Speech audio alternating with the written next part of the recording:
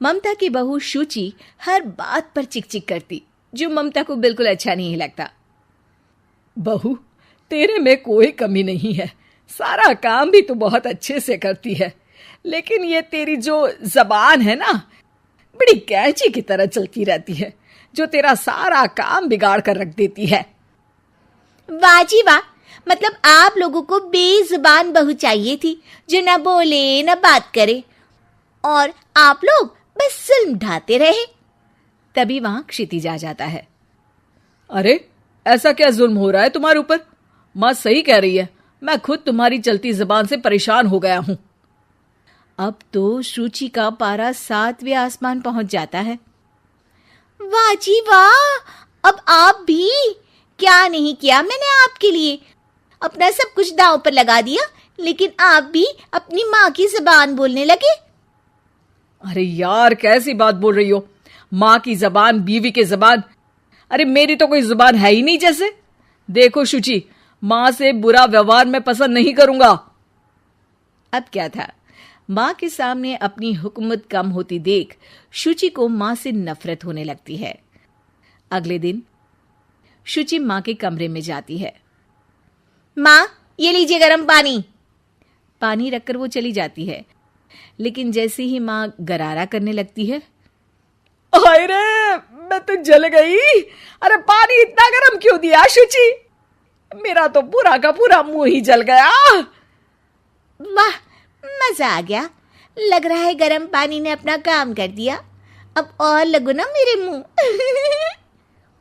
शुचि, माँ के चिल्लाने की आवाज आ रही है, और तुम कैसी हो कि जाती भी नहीं, देखती भी नहीं कि माँ को क्या हो गया। आवाज तो आपको भी आ रही है, जा तो आप भी सकते हैं, लेकिन नहीं, शुचि ने तो जैसे सारे काम का कॉन्ट्रैक्ट साइन कर लिया है तुम्हारे परिवार से।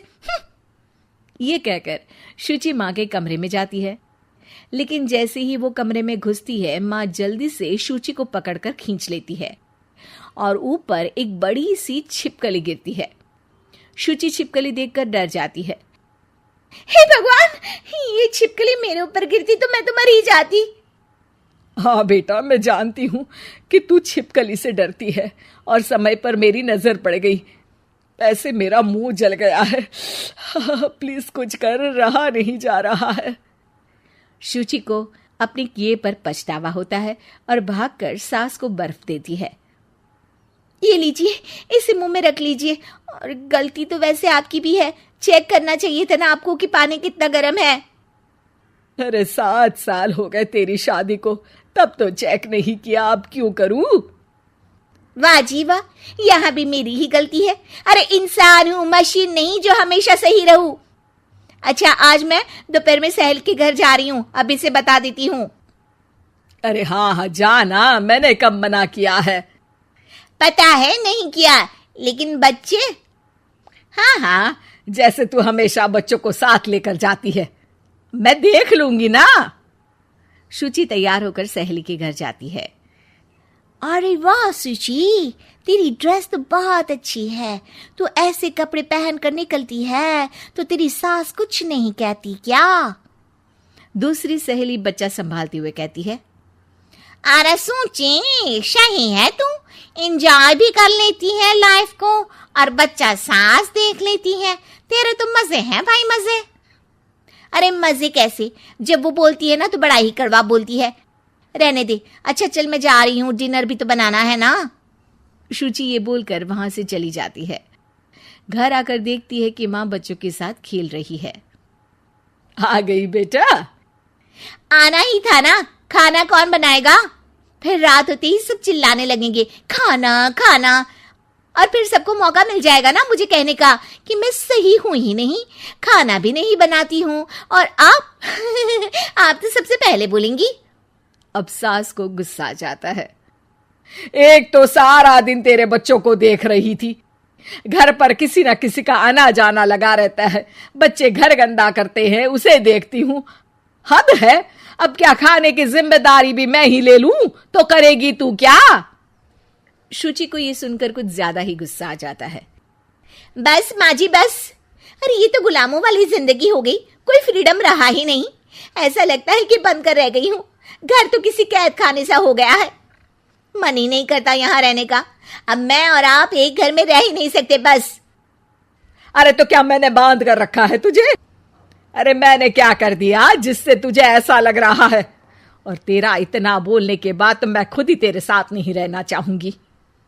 लेकिन अब सवाल था कि सासू माँ जाएंगी कहाँ, क्योंकि बहू तो मायके चली जाती है, लेकिन सास कहाँ जाए।